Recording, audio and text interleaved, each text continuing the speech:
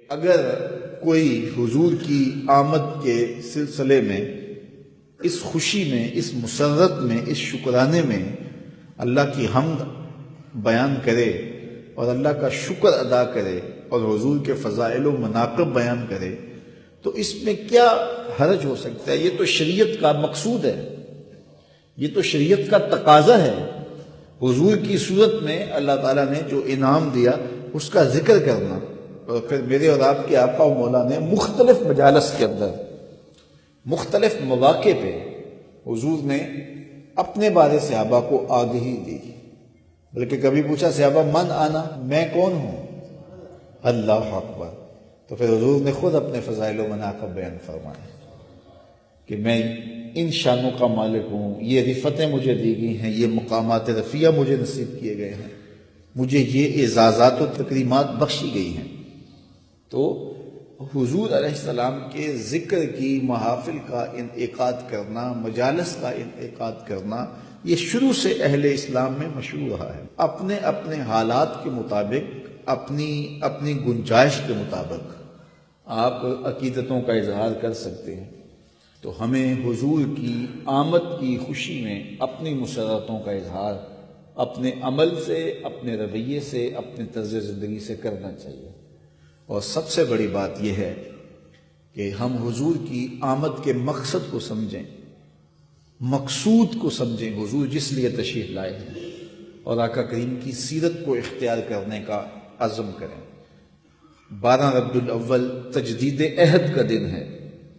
اس دن ہم اپنے آقا و مولا سے عہد کریں کہ آقا کریم ہم ساری زندگی آپ کے نام پہ گزاریں گے، جئیں گے تو آپ کے لیے، مریں گے تو آپ کے لیے۔ یہ تجدید عہد کا دن ہے۔ حضور کے نام اپنے آپ کو لگانے کا عہد کریں اور اپنی ساری زندگی حضور کے قدموں میں نچھاور کرنے کا عہد کریں، حضور کے دین کو اختیار کرنے اور حضور کے دین کا جھنڈا پوری دنیا پر لگانے کا عزم کریں، حضور کے دین کی دعوت کو لے کر کے نکلنے کا عزم کریں۔ یہ تجدید عہد کا دن ہے، اور ہم اپنے دل سے اپنے آقا و مولا کے ساتھ یہ عہد کریں کہ ہم ساری زندگی آپ کے نام لگا دیں گے، اور زندگی کا ایک ایک گوشہ اور ایک ایک کونا شریعت کے نور سے منور ہوگا، اور صرف ہمارا میلاد جھنڈیوں تک محدود نہ رہ جائے، ہمارا میلاد جھنڈوں تک محدود نہ رہ جائے، ہمارا میلاد حضور علیہ السلام کی محبتوں کے تمام تقاضوں کو پورا کرے، حضور کے پیار کے تمام تقاضوں کو پورا کرتا دکھائی دے۔ میں کہا کرتا ہوں کہ بازاروں پر تو جھنڈیاں لگا لیں، کوچہ و بازار کو تو زیبائش و آرائش سے مالا مال کر لیا، اور آپ نے اپنے گلیوں کی صفائیاں بھی کر لیں۔ میں نے دیکھا ہے میلاد کے موسم میں بچے نالیاں بھی صاف کر رہے ہوتے ہیں، اور یہ بڑی اچھی بات ہے، لیکن میں کہتا ہوں کہ گلیوں کا گند تو صاف کر لیا، ذرا جھاڑو لے کے دل کی گلیوں کا پھیلا بھی لگاؤ۔ حسد، حقد، کینے، نفرتوں کے ڈھیر دل میں پڑے ہوئے ہیں، ذرا ان کو بھی نکالو۔ اپنے مکانوں کی چھتوں پہ تو چراغاں کر لیا، لیکن دل کی گلیوں میں کہیں اندھیرا نہ رہ جائے۔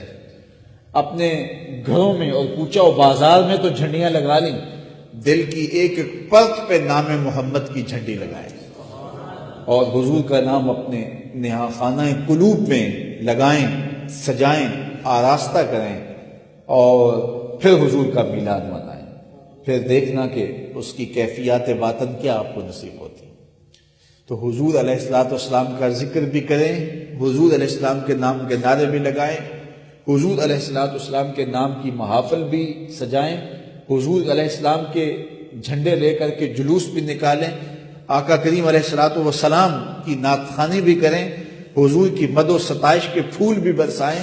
اور آقا کریم علیہ السلام کی ولادت کی خوشی میں مٹھائیاں بھی بانٹیں،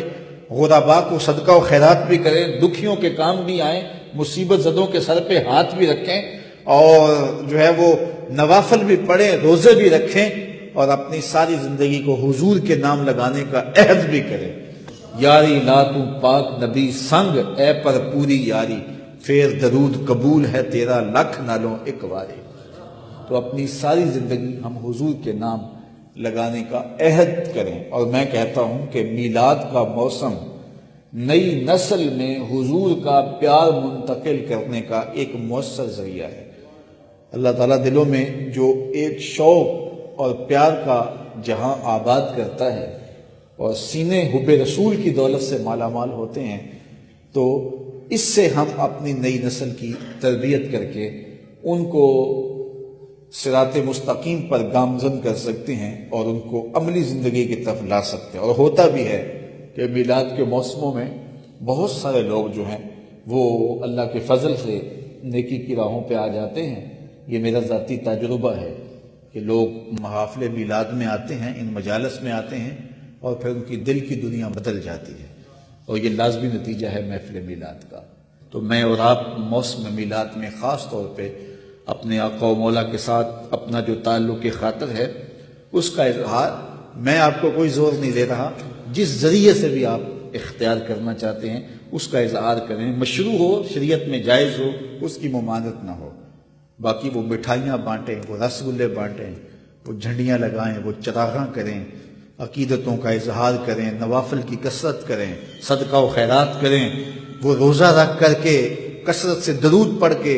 اور آقا کریم علیہ السلام کے نام کی محافل و مجالس کو منعقد کر کے عقیدتوں کا اظہار کر کے آپ اپنی محبتوں اور اپنی الفتوں کے ذریعے سے حضور کے نام کی دعائی دیں۔ باقی یہ نام، یہ ذکر میرا اور آپ کا محتاج کب ہے؟ اس ذکر کا جھنڈا تو میرے رب نے اونچا کیا ہے۔ وَرَفَعْنَا لَكَ ذِكْرَكَ۔